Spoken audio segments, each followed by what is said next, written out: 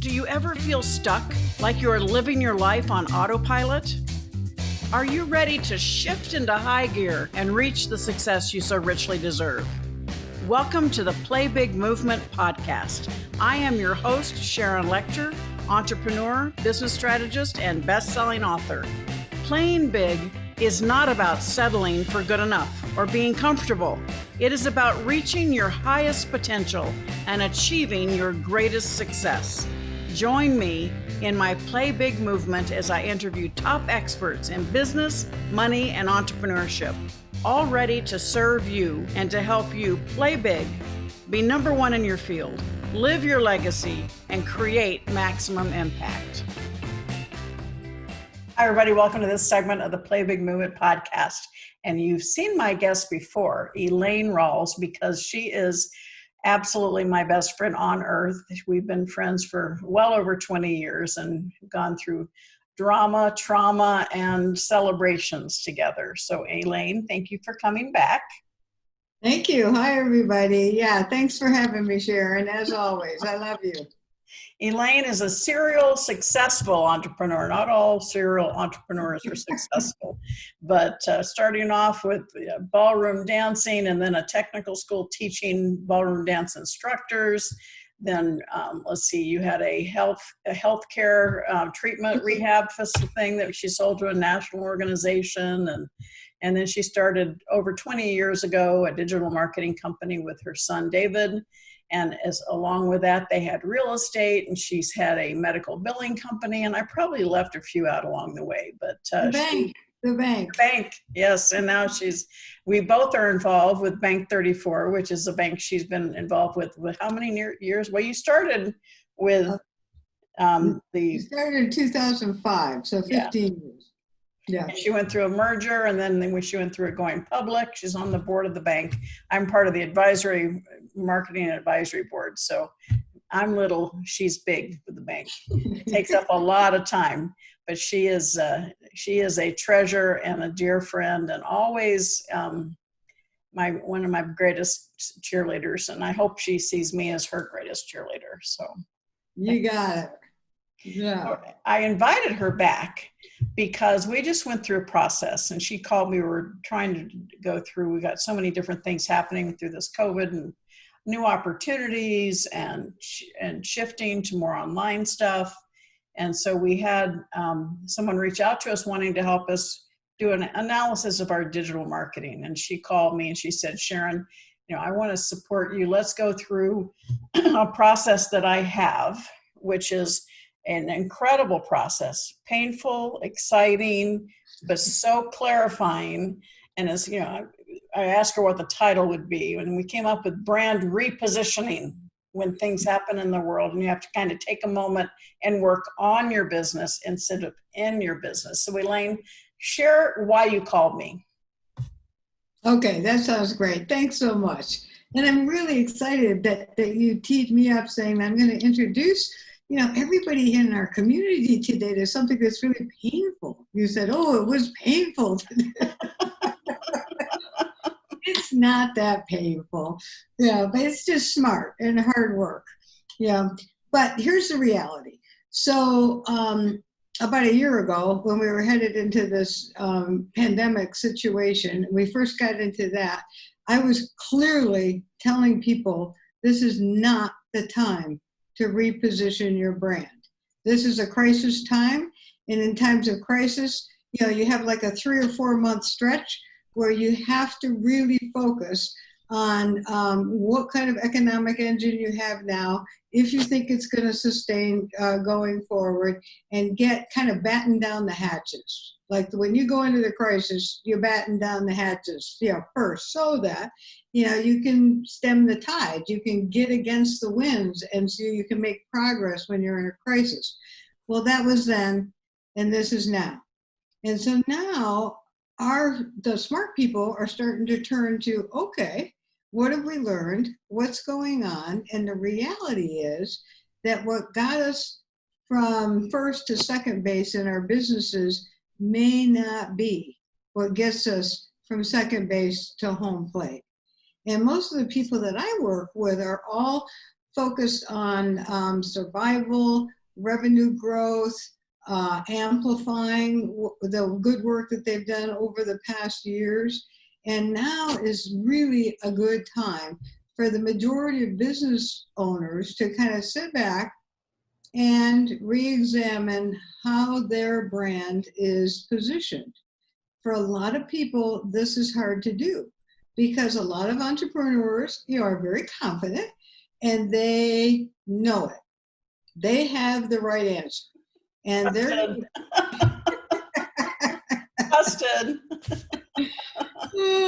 As a good friend of Sharon's of mine says, there's always more than one right answer, Elaine. But anyway, a lot of people I work with think they got it. They're like, I've got it. I know what I'm going to do. As long as people do what I tell them to do, we're going to all be fine, right? And so I'm encouraging people to, at this stage in the economic uncertainty that we're in, that we've been in it long enough, that now is the time to start thinking about if our brand is positioned for future growth and opportunity as good as it can be right now. Not that we may not have to do this again in 6 months, that doesn't matter. What matters is what do we do now to get us ready, like for the next 6 months with this uncertainties that continue and knowing what we know now about what we made it, how we stemmed the tide during the last 6 months, because we have learned a lot. So this is really a good time to think about repositioning a brand before you make a commitment to how you're going to spend your money in growing the brand. Whether or not it changes anything doesn't matter, because if in repositioning you think that you're still on the right track, then you have validated that you're going to get the most return on investment in whatever investment you make in growing your business. If on the other hand, you come up with some new gaps, I call them, the gap in the opportunity, the gap in the market opportunity, then great, because then you're not going to waste money by putting things to initiatives that aren't going to bring you the highest, reinvestment. So, basically, this is planning season anyway. So starting September 1st, the whole world goes into rebudgeting for next year, planning for next year, what are our goals for next year. And of course, we all know that what our goals set last year at the same time we were doing this, and the goals that we set for 2020 did not quite turn out. That business plan that we took to the bank is not the business plan that we probably 90% of us executed on, right? And some of us were surprised and benefited from opportunities that came, and some of us were really challenged. And so now here we are again. It's September 1st. September 1st is planning quarter, the last quarter of the year. So as I start shifting into planning mode with my whole life and with the people that I work with, I started thinking about Sharon and everything that Sharon's trying to do and everything that's working, and the community, the sphere of influence has grown so significantly over the last year. So what does that mean? And I started thinking, as I called her up, I said, hey, we need to spend some time talking about, if what got you to second base is where you really want to be, first of all. I mean, are you loving this or what?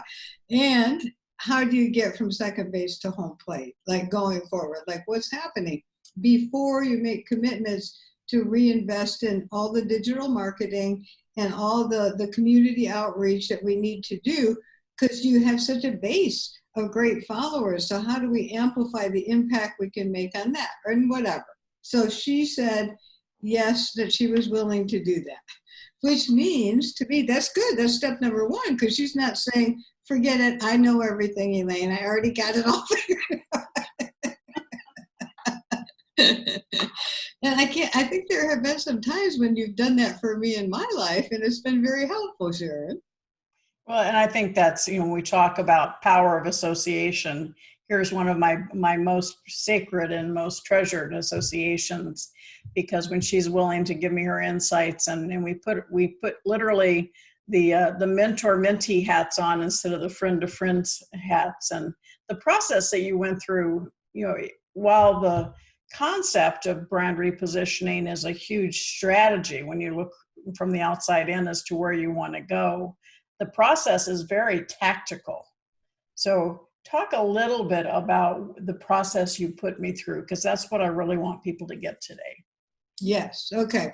So thank you. I appreciate that, because it is disciplined. So it is about being disciplined enough to get access to whatever information or thoughts or experiences that you've had that got you this far, and moving that forward. And it's kind of, it's based on a lot of different analogies, but one specific one that definitely resonates is, hold on, I have it right here, from Jim Collins's book, Good to Great. So a lot of you probably have studied Good to Great. And one of the concepts in there is about the hedgehog concept. And so the hedgehog concept is around three major pillars. So number one, like, what do you love doing? Like, what are you passionate about? What really trips your trigger? Like, you get up in the morning and you can't wait to do that kind of work, and you love it, and you feel so good afterwards, and it just brings you joy. So what are the things related to work that you really love to do? The second pillar is, what are you really great at? Not what you would like to be great at, but what really are you great at, right? And that's the whole Good to Great. That's a tough one. Right. I know, because we, of course, know, at least you and I know, we can be great at everything, right? I mean, but, the reality is we're good at a lot of stuff, right? And maybe great at a few things. So what is it that we're really good at? When we make an impact, it's big. It's a doozy. Like, we know that we do this well. Okay. The third pillar is the powerhouse, because the third pillar is the economic engine. So what are we passionate about? What are we great at? And what can we make money doing? So obviously, most of the people I'm talking to are in the business world, but also, I was teaching at Grand Canyon University for a couple of years, and my students, I had about 150 students per semester. And these were probably juniors and seniors, and everybody was focused on, what's the next chapter of their life? Well, I use the same model with them personally. Well, what are you passionate about? What can you be really great at? And what's going to feed your economic engine? So, so I had kids that wanted to start a coffee house, and I had kids that wanted to start their own businesses, and then I had people that wanted to go to big corporations. Well, great. The point is, the formula works individually as well as for a business. So what the process is all about in an existing business. So obviously, when you're starting a business, your business plan is very much hinged around this hedgehog. So if you happen to be in a startup situation, think about your hedgehog, because off of the hedgehog is what we build our big, hairy, audacious goal, right? Our BHAG. So we say, okay, so here's our goal, and the goal better tie in with what we're passionate about, really great at, and can feed our economic engine. That's the whole point. So what the process is that really you discipline yourself to just think about all the things you're doing in your business, everything you're doing in your business. And you just say, okay, here are all my sources of revenue. And so you consider them. What are all the different sources of revenue in your business? And, if you have access to it and you know which sources have the highest profit margins or are the biggest percentage of your revenue or whatever, you can add that intel into that analysis. So first you're looking at all the different kinds of businesses. what is the percentage of your revenue and what is the margin on that revenue? Because that may impact your decisions going forward. And then the second thing so now you're thinking about all those parts, sorry. So now you have to rate them. So how passionate am I, Sharon Lechter, about doing podcasts? Yay, here we are. We're doing a podcast. Like, do I love it? Does it make me feel good? How passionate am I about public speaking and live speaking? You know, how passionate am I about putting programs together like Assets Are Sexy, and how, you know, putting all that curriculum and the institutionalizing like things? How passionate am I about joint venturing and having strategic partnerships like with me and other people? So Sharon had to critically think about and come up with some kind of a scale where she could go through all the ways that she impacts people and sees where the connections are, and then rate what she's passionate about doing. Are there things on the list with her business that she does because she has to do them? And maybe she's not so passionate about that. And who knows, you know? And so we probably don't see it from her, I'll tell you that much, right? Because you're a pretty passionate woman. So then the second area is what? Am I great at it? So now you have to do the same discipline and think about all these ways, all these offerings that you have in your business.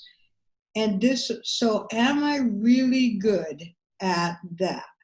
So am I really good at that? So one of the things that I do a lot with the clients that I work with is really around effectively communicating as leaders. It's like effective communication strategies, and that could be in the areas of conflict management or negotiation or presenting your offerings, etc. So how we as leaders effectively communicate, how we run a meeting, all this stuff. And I get a lot of positive feedback about that, and I love doing it. So in that area of all the things that I'm doing, I could say, gee, I really do love doing that, and I feel really good about it. And it just gives me joy to help people be better communicators. And I'm getting feedback, I'm good at it. So both of the boxes might be filled, right?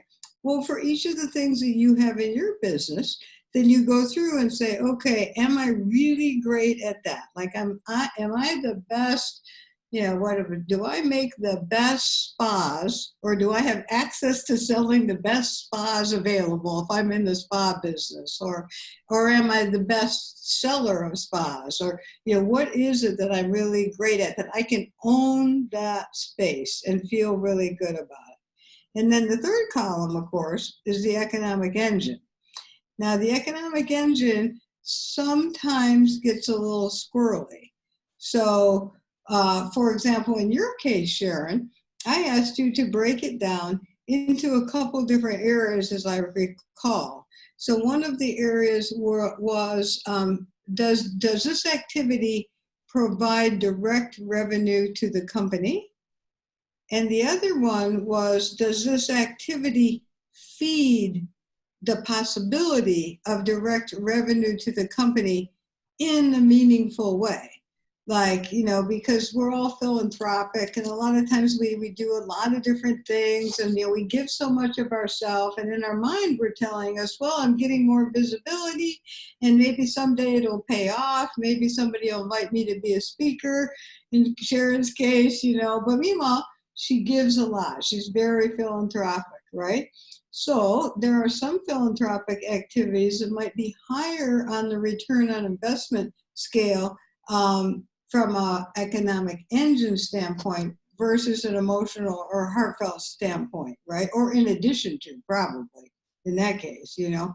So on the economic engine side, it's some analysis and some brutal reality sometimes, where you just have to kind of face the brutal reality. Okay, where is the revenue coming from? What percentage of it? What's the margins on that? How hard is it to get? What's the sales cycle to close something like that? so that then you can think now going forward. And trust me, if you rate in numbers these 3 areas, or if you break economics down into 2 or 3, whatever. But if you rate what you're passionate about, what you're great at, and what your economic engine is, some things will rise to the top. And that's the first clue.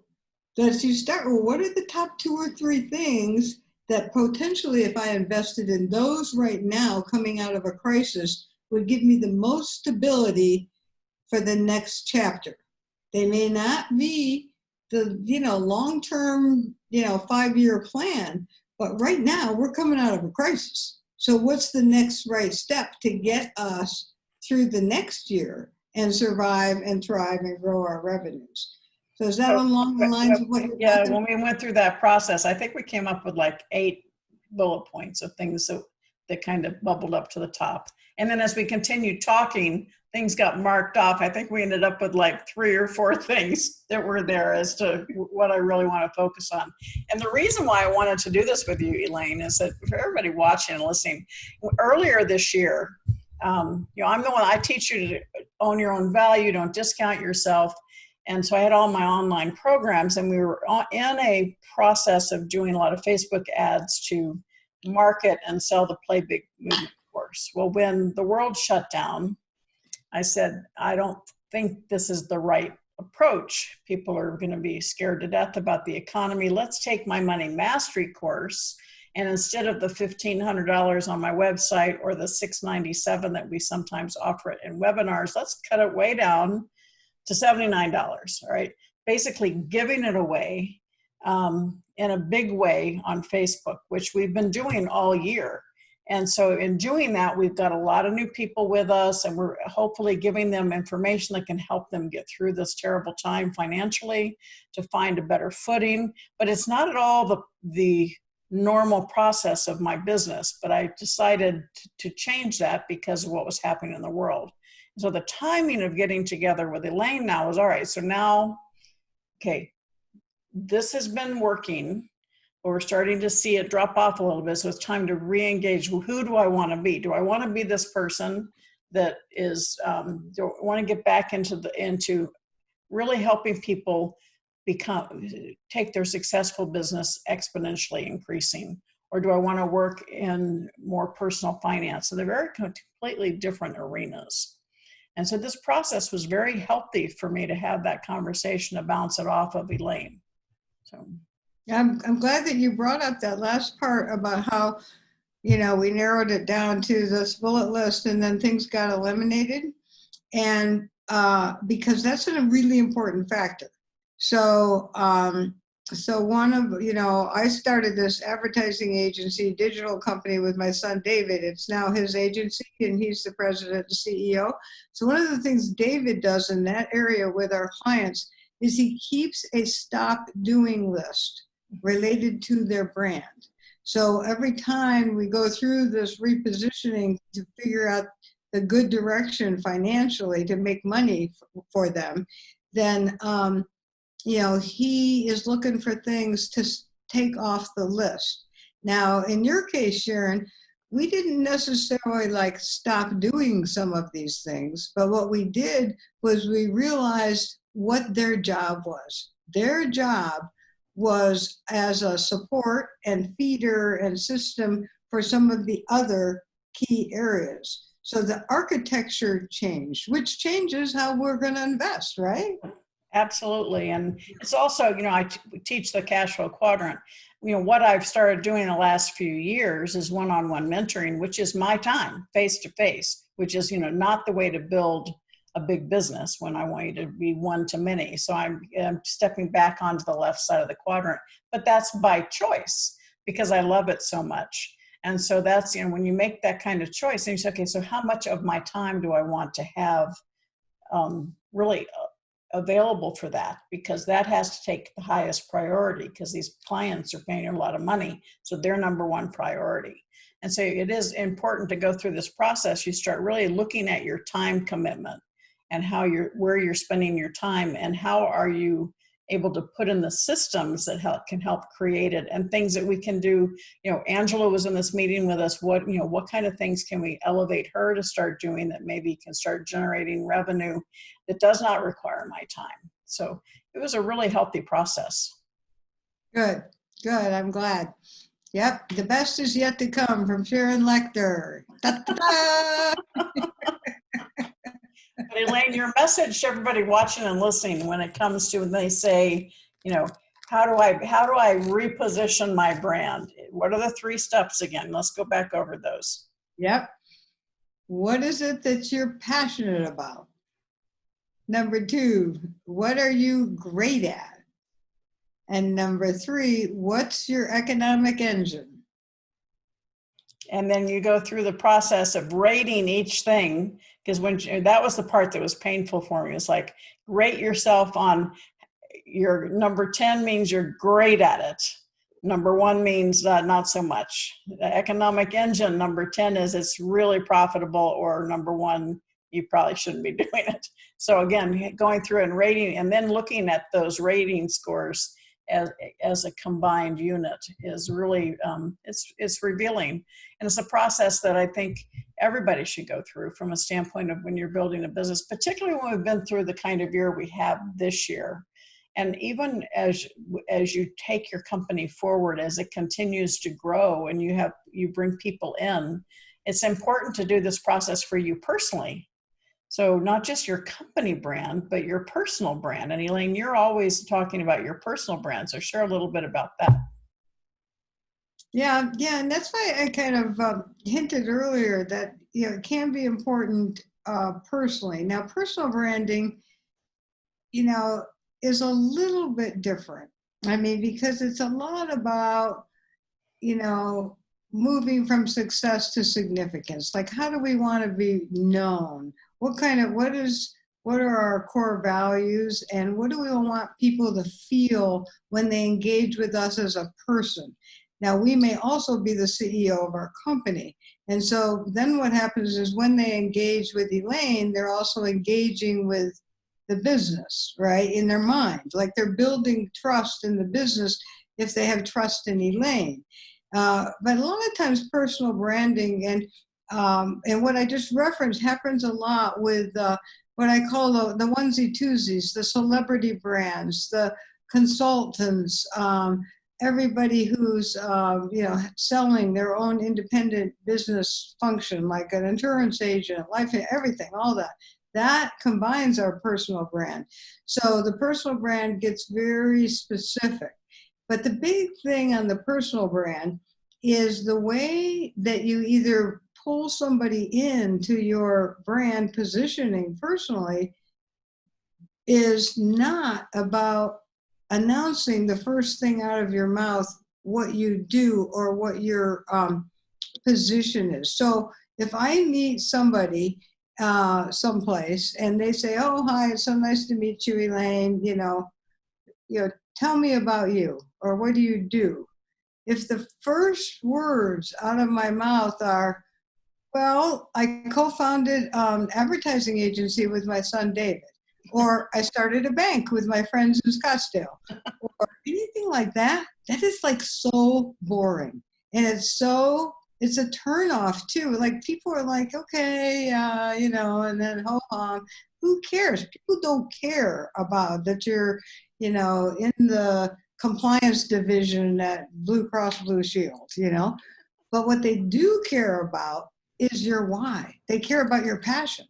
So if somebody says, "Hey, it's really nice to meet you, what do you do?" And I respond that, I just have this personal philosophy of one big life, and I'd like to help everybody get positioned in the place of most potential. Then and she does. That is her line. And you see over her shoulder her license tag, One Big Life, and she is the inspiration of that chapter in Think and Grow Rich for Women. I got her permission to be able to use One Big Life as that chapter title. And she does. There's no doubt about it. You walk and talk and you help other people understand the importance of one big life. Yeah. And so, Elaine, you're going to hang out with me, and we're going to do another quick recording for the private Facebook group, the Play Big Movement. But for all of you watching and listening, Elaine Ralls is my closest friend, and I'm so proud of her. She continues to, just everything she touches turns into magic, and I'm so delighted to have her in my world and in my life. And she is often with me at our business retreats. She comes to share her brilliance for our clients at the ranch. So keep out. Send us something. If you want to reach out to her, send us an email at info@sharonlechter.com. And I want you all to go out and have a glorious day. Thank you, Elaine. And hey, if you'll hang out with me for a moment, all of you, thank you so much for watching and listening to this segment of the Play Big Movement podcast, and go out and have a fabulous day. Thank you for listening to this segment of the Play Big Movement podcast. Please subscribe to iTunes and leave us a review, as well as join us in other areas of social media, Twitter, Instagram, and LinkedIn @Sharon Lechter, and for Facebook, author Sharon Lechter. Thank you so much and have a fabulous day.